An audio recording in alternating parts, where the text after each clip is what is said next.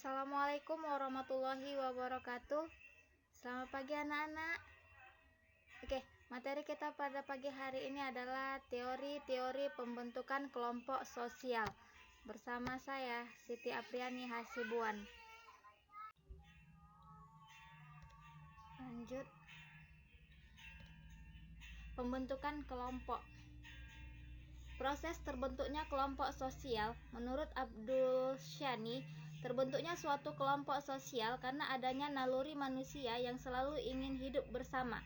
Manusia membutuhkan komunikasi dalam membentuk kelompok, karena melalui komunikasi orang dapat mengadakan ikatan dan pengaruh psikologis secara timbal balik. Ada dua hasrat pokok manusia sehingga ia terdorong untuk hidup berkelompok, yaitu 1. Hasrat untuk bersatu dengan manusia lain di sekitarnya. 2. Hasrat untuk bersatu dengan situasi alam sekitarnya. Kemudian, alasan-alasan terbentuknya kelompok. Terbentuknya berbagai kelompok dalam kehidupan manusia merupakan wujud hakikat manusia. Sosialisasi. Manusia adalah makhluk sosial. Manusia berkelompok atau membentuk sebuah kelompok untuk hidup bersama dan berkumpul. Kelompok pada dasarnya dimulai dari berkumpulnya sejumlah orang. Orang-orang ini menjunjung suatu atau beberapa kualitas tertentu, sehingga dengan demikian kumpulan tersebut menjadi sebuah kelompok. Adanya suatu kelompok tidak harus diawali dengan adanya kerumunan. Suatu kelompok dapat segera terjadi, yaitu apabila sebelum orang-orang yang bersangkutan berkumpul terlebih dahulu kepada mereka diberitahukan tujuan yang akan dicapai. Kemudian ada faktor-faktor yang menyebabkan terjadinya kelompok, antara lain 1. Adanya interaksi antar orang-orang yang ada di dalam kumpulan atau suatu kerumunan. 2. Ikatan emosional sebagai pernyataan kebersamaan. 3. Tujuan atau kepentingan bersama yang ingin dicapai. 4. Kepemimpinan yang dipatuhi dalam rangka mencapai tujuan atau kepentingan bersama. Norma yang diakui dan diikuti oleh manusia akan terlibat di dalamnya. Selanjutnya adalah teori pembentukan kelompok. Thomas mengemukakan beberapa teori tentang terbentuknya kelompok, antara lain 1. Teori kedekatan, proximity theory. Proximity theory atau teori kedekatan merupakan teori yang sangat dasar tentang terbentuknya kelompok, yang menjelaskan bahwa kelompok terbentuk karena adanya afiliasi atau perkenalan di antara orang-orang tertentu. Seseorang berhubungan dengan orang lain disebabkan karena adanya kedekatan ruang dan daerahnya. 2. Teori interaksi. Teori interaksi berdasarkan pada aktivitas, interaksi dan sentimen, perasaan atau emosi yang berhubungan secara langsung.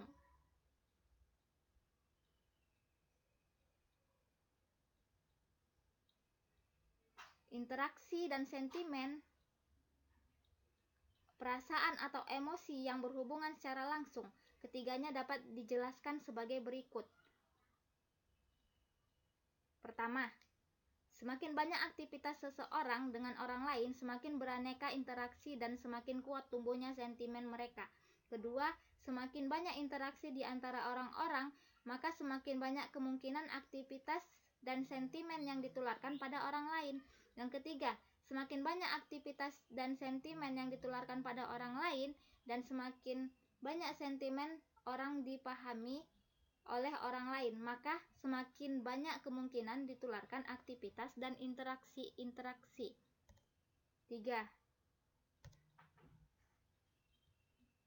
Teori keseimbangan. Teori keseimbangan adalah teori yang agak menyeluruh, komprehensif. Penjelasannya tentang pembentukan kelompok ialah teori keseimbangan, a balanced theory of group formation, yang dikembangkan oleh Theodor Newcomb.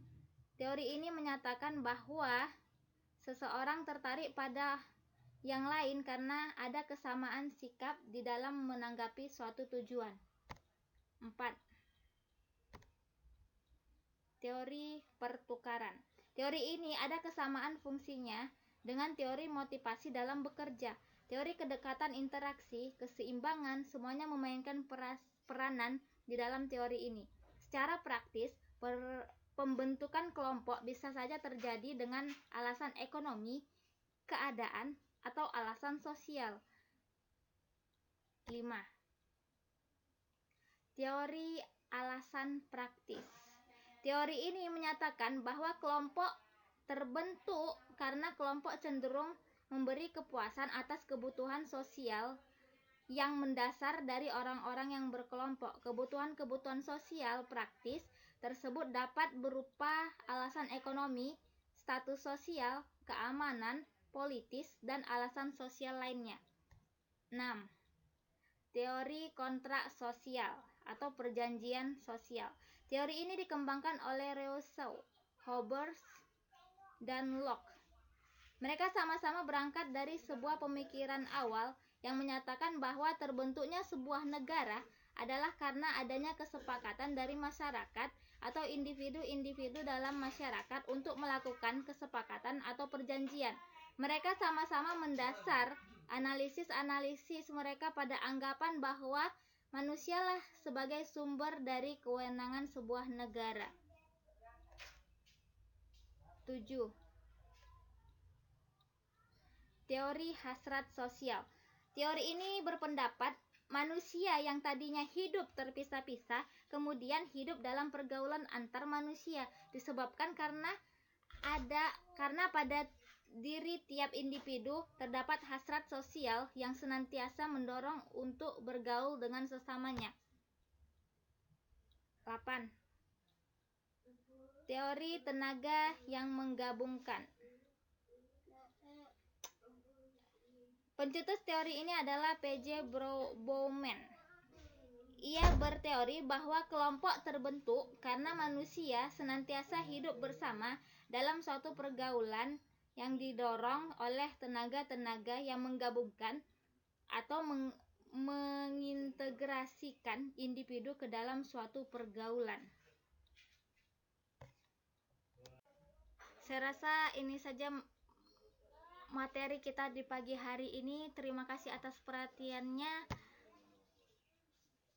Belajar di rumah tidak masalah, ada di rumah ya belajar, merdeka belajar di tengah pandemi. Wassalamualaikum warahmatullahi wabarakatuh dan selamat pagi.